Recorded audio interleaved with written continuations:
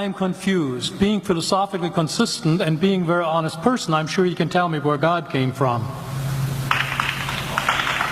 And in addition, once you've told me where God comes from, please try to clarify how you can figure that a spiritual force can have an impact on a material universe to create it.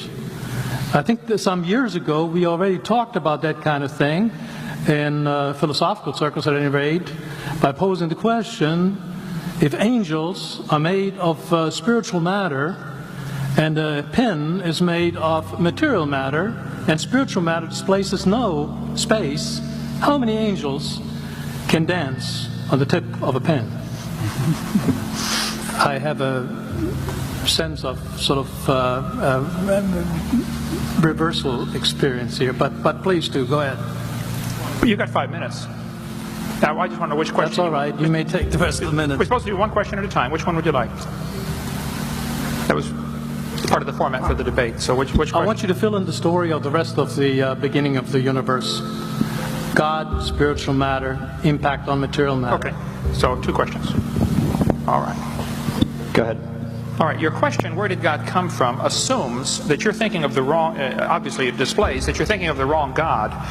Because the God of the Bible is not affected by time, space, or matter. If he's affected by time, space, or matter, he's not God. Time, space, and matter is what we call a continuum. All of them have to come into existence at the same instant. Because if there were matter but no space, where would you put it? If there were matter and space but no time, when would you put it? You cannot have time, space, or matter independently. They have to come into existence simultaneously. The Bible answers that in 10 words. In the beginning, there's time. God created the heaven, there's space, and the earth, there's matter. So you have time, space, matter, created a trinity of trinities there. Just, time is past, present, future. Space has length, width, height. Matter has solid, liquid, gas. You have a trinity of trinities created instantaneously, and the God who created them has to be outside of them. If he's limited by time, he's not God.